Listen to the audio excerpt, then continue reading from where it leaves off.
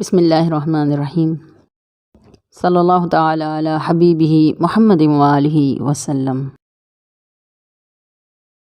سورہ احزاب میں ارشاد ہوتا ہے، یقیناً اللہ اور اس کے فرشتے نبی کریم صلی اللہ علیہ وآلہ وسلم پر درود بھیجتے ہیں۔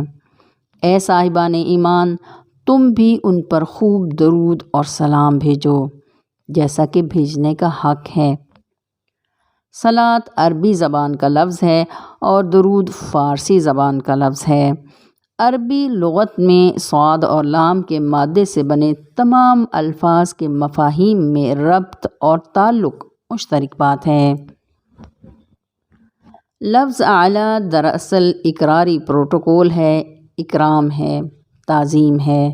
اللہ نے صرف ایمان والوں کو حکم دیا ہے کہ نبی صلی اللہ علیہ وآلہ وسلم پر درود اور سلام بھیجو، جبکہ ہم کہتے ہیں اللہم صلی علی محمد وعلی آل محمد، یا اللہ آپ درود بھیجیں محمد صلی اللہ علیہ وآلہ وسلم اور آل محمد صلی اللہ علیہ وآلہ وسلم پر۔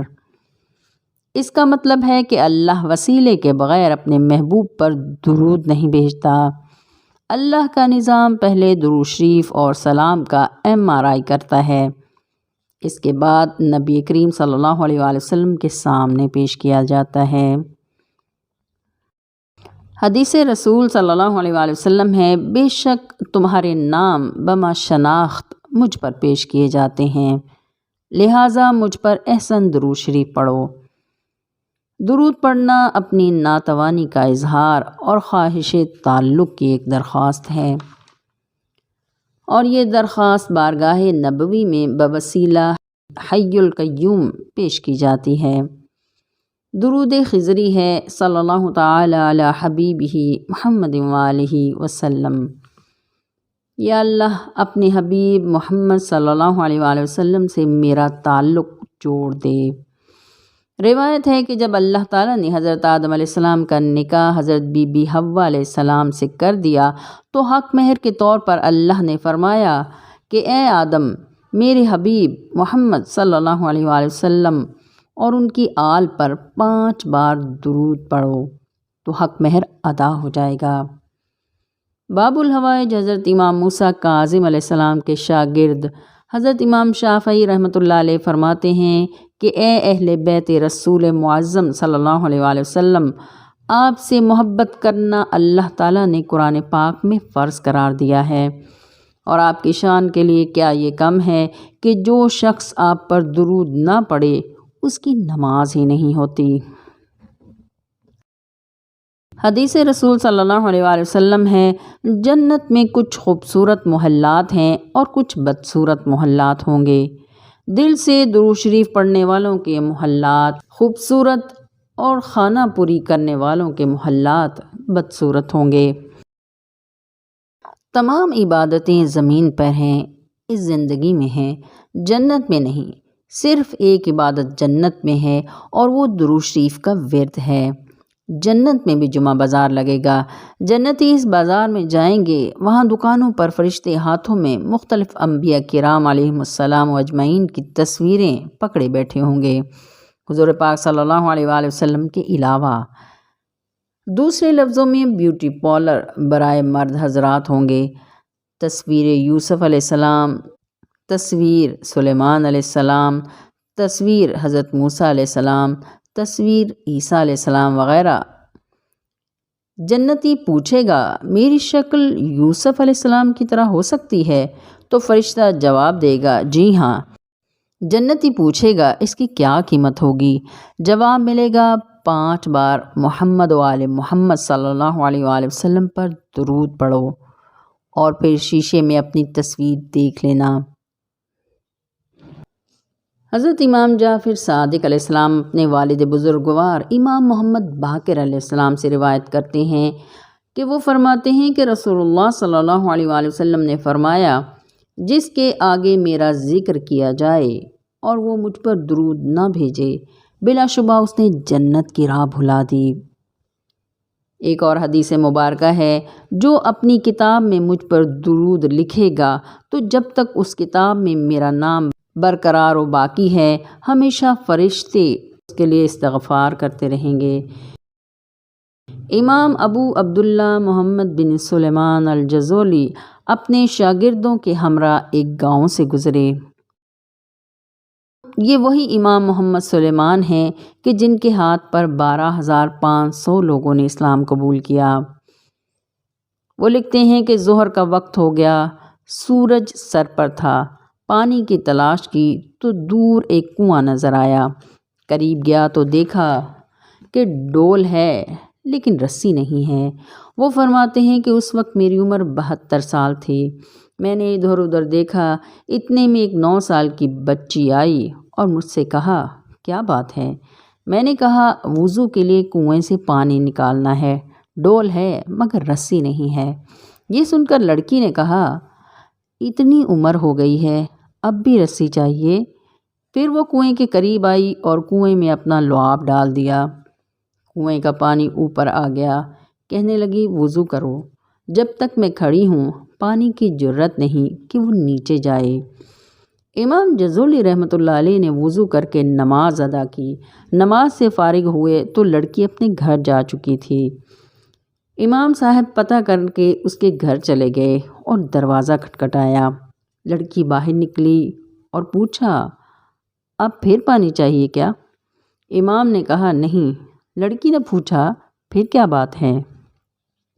امام نے کہا اے میری پیاری بیٹی، تم کو اللہ، تمام پیغمبروں اور حضور پاک صلی اللہ علیہ وآلہ وسلم کا واسطہ، مجھے یہ بتا دو کہ تم نے یہ صلاحیت کیسے حاصل کی؟ لڑکی نے جواب دیا آپ نے اتنی بڑی قسم دی ہے تو سنیں، میں فلاں درود کا ورد کرتی ہوں، اس درود پاک کے پڑھنے سے مجھے یہ صلاحیت ملی ہے۔ امام نے لڑکی سے اجازت حاصل کر لی اور پھر آپ نے دلائل الخیرات نامی کتاب میں وہ درود شریف اور دیگر درود پاک لکھے۔ انتقال کے بعد امام سلیمان جزولی کو مسجد کے قریب دفن کیا گیا۔ 70 سال بعد مراکش کے بادشاہ نے آپ کی نعش کو وہاں سے نکال کر قبرستان ریاض الفردوس میں دفن کیا۔ جب امام کی نعش نکالی گئی تو وہ بالکل تر و تازہ تھی۔ سر اور داڑھی کے بال ایسے معلوم ہوتے تھے جیسے ابھی ابھی بنے ہوں۔ بعض حاضرین نے چہرہ مبارک کو انگلی سے دبایا تو خون اپنی جگہ سے سرک گیا، اور جب انگلی کو ہٹایا تو خون اپنے مقام پر آ گیا۔ نماز اللہ کے لیے ہے، نماز کے تمام ارکان اللہ کے لیے ہیں، لیکن تشہد نبی کریم صلی اللہ علیہ وآلہ وسلم کے لیے ہے۔ اگر کوئی تشہد میں السلام علیک ایھا النبی کے بجائے السلام علیک یا رب العالمین پڑھ لے تو کیا اس کی نماز ہو جائے گی؟ ہرگز نہیں۔ نمازی نماز میں جب اتحیات پڑھتا ہے تو اللہ فرماتا ہے کہ آؤ اللہ کے حبیب سے سلام لو، کیونکہ اس کے وسیلے سے یہاں آئے ہو۔ درود شریف دراصل شکر گزاری کا ہی ایک انداز ہے، شکر گزاری کا ہی اظہار ہے، کیونکہ آپ صلی اللہ علیہ وآلہ وسلم نے ہم پر بڑا احسان کیا کہ خود ہر طرح کی تکلیفیں اٹھا اٹھا کر رب کا پیغام ہم تک پہنچایا۔ جب ہم آپ صلی اللہ علیہ وآلہ وسلم کا بہت زیادہ ذکر کریں گے تبھی ہم آپ صلی اللہ علیہ وآلہ وسلم سے صحیح معنوں میں پیار کریں گے۔ جس شخص نے حضور صلی اللہ علیہ وآلہ وسلم کی طرز حیات کی نقل کر لی، خواہ وہ جزوی طور پر ہی صحیح، وہ رب کے قریب ہو گیا اور فلاح پا گیا۔ حضرت شیخ سعدی رحمۃ اللہ علیہ حضور پاک صلی اللہ علیہ وآلہ وسلم سے بے انتہا عقیدت رکھتے تھے، اور غلبہ عقیدت سے شیخ سعدی پر اشعار وارد ہوئے تو 3 مصرے لکھ لیے۔ چوتھا مصرع بھی لکھنا چاہا مگر بات نہ بنی۔ اسی سوچ میں گم رہے اور سخت پریشانی کے عالم میں تھے کہ چوتھا مصرع کیا لکھوں۔ اسی دوران غنودگی والی کیفیت چھا گئی اور دیکھا کہ حضور پاک صلی اللہ علیہ وآلہ وسلم کی زیارت نصیب ہوئی۔ آپ صلی اللہ علیہ وآلہ وسلم نے فرمایا سعدی پڑھو، تم نے کیا لکھا ہے؟ شیخ سعدی نے پڑھنا شروع کیا، بلغ العلا بکمالہ کشف الدجا بجمالہ حسنت جمیع خصالہ۔ یہ پڑھ کر شیخ سعدی خاموش ہو گئے۔ آپ صلی اللہ علیہ وآلہ وسلم نے فرمایا سعدی کہہ دو صلو علیہ وآلہ، یعنی درود آپ صلی اللہ علیہ وآلہ وسلم پر اور آپ کی آل پر۔ مرکز کائنات جگر گوشہ رسول صلی اللہ علیہ وآلہ وسلم سیدہ بی بی فاطمۃ الزہرا بتول سلام اللہ علیہا یہ درود شریف پڑھتی تھیں: اے اللہ ان پر درود بھیج جن کی روح محراب ہے روحوں کی اور فرشتوں کی اور کائنات کی۔ اے اللہ ان پر درود بھیج جو نبیوں اور رسولوں کے امام ہیں۔ اے اللہ ان پر درود بھیج جو اہل جنت اور اللہ کے مومن بندوں کے امام ہیں۔ حدیث رسول صلی اللہ علیہ وآلہ وسلم ہے کہ کوئی دعا شرف قبولیت اور باب اجابت تک نہیں پہنچ سکتی جب تک ہم پر اور ہماری اہل بیت پر درود نہ پڑھا جائے، بلکہ وہ دعا محجوب رہتی ہے۔ ایک مرتبہ حضور صلی اللہ علیہ وآلہ وسلم نے ارشاد فرمایا: مجھ پر کٹا ہوا درود نہ بھیجا کرو۔ صحابہ کرام نے عرض کیا: کٹا ہوا درود کیا ہے؟ فرمایا: صرف یہ کہنا کہ اللہم صلی علی محمد، بلکہ یوں کہا کرو: اللہم صلی علی محمد وعلی آل محمد۔ صوفی بزرگ شاہ عبدالعزیز محدث دہلوی رحمۃ اللہ علیہ فرماتے ہیں کہ میں نے جو کچھ پایا وہ درود شریف پڑھنے سے پایا۔ عاشق رسول صلی اللہ علیہ وآلہ وسلم ڈاکٹر علامہ محمد اقبال رحمۃ اللہ علیہ فرماتے ہیں کہ حکیم الامت بننے کے لیے کثرت سے درود شریف پڑھنا چاہیے۔ حدیث نبوی صلی اللہ علیہ وآلہ وسلم ہے کہ درود پاک پڑھنے سے اجرت ملتی ہے، یعنی 10 گناہ معاف ہوتے ہیں، 10 نیکیاں ملتی ہیں، 10 درجات بلند ہوتے ہیں، ایک کے بدلے 30 گنا اجرت ملتی ہے، اور سلام سے قربت ملتی ہے۔ سلام پڑھنے والوں کو میں جواب دیتا ہوں۔ ایک مرتبہ آپ صلی اللہ علیہ وآلہ وسلم نے فرمایا: وہ شخص ناک کے بل گھسیٹا جائے گا جس کے سامنے میرا ذکر ہو اور وہ مجھ پر درود نہ بھیجے۔ روایت میں آتا ہے کہ ایک شخص نے دوسرے سے 3000 درہم قرض لیا اور 1 ماہ بعد لوٹانے کا وعدہ کیا، مگر 3 ماہ بعد بھی نہ دے سکا۔ دوسرے بندے نے دعویٰ کر دیا۔ اس شخص نے عدالت سے 1 ماہ کا وقت لیا اور گھر آ کر اپنی بیوی سے کہا: اب کیا کروں؟ بیوی نے جواب دیا: درود پڑھو۔ چنانچہ دونوں نے درود پڑھنا شروع کر دیا۔ 27 روز مسلسل پڑھتے رہے۔ 28ویں رات حضور صلی اللہ علیہ وآلہ وسلم کی زیارت ہوئی۔ صبح اٹھ کر بادشاہ کے وزیر علی بن عیسیٰ کو ملا اور حضور پاک صلی اللہ علیہ وآلہ وسلم کے فرمان کے مطابق کہا کہ میری مدد کرو، مجھے رسول اکرم صلی اللہ علیہ وآلہ وسلم نے بھیجا ہے۔ اس نے کہا: کیسے ممکن ہے؟ دلیل دو۔ اس شخص نے جواب دیا کہ حضور پاک صلی اللہ علیہ وآلہ وسلم نے فرمایا ہے کہ علی بن عیسیٰ مجھ پر ہر روز نماز فجر کے بعد بات کرنے سے پہلے 5000 مرتبہ درود پڑھتا ہے۔ ہم نے قبول کیا۔ یہ بات سن کر علی بن عیسیٰ زمین پر گر گیا اور کہا: میں اس راستے پر قربان جہاں سے تم گزر کر آئے ہو، تمہارا قرض کتنا ہے؟ اس نے کہا: 3000 درہم۔ علی بن عیسیٰ وزیر نے 9000 درہم دیے اور کہا: 3000 درہم تمہارا قرض، 3000 تمہارے بچوں کا خرچ اور 3000 تمہارا ہدیہ کہ تم نبی کریم صلی اللہ علیہ وآلہ وسلم کا پیغام لائے ہو۔ 3 روز بعد قاضی کی عدالت میں وہ شخص پیش ہوا، مدعی بھی موجود تھا۔ 3000 درہم دیے۔ قاضی نے پوچھا: کہاں سے لیے؟ اس نے جواب دیا: وزیر علی بن عیسیٰ سے پوچھ لیں۔ چنانچہ وزیر کو بلایا گیا، وہ آ گیا۔ اس شخص کو دیکھ کر وزیر نے اس کے ہاتھ چومے اور ساری تفصیل قاضی کو بتائی۔ یہ سن کر قاضی اٹھ کر گھر آ گئے اور آ کر 3000 درہم اسے دیے کہ مجھے بھی سعادت میں شامل کر لو۔ یہ سارا ماجرا دیکھ کر مدعی نے 3000 اسے واپس کر دیے اور کہا کہ مجھے بھی شامل کر لو۔ الغرض درود شریف کی برکت سے، درود شریف کے صدقے میں وہ 12000 درہم لے کر گھر واپس آ گیا۔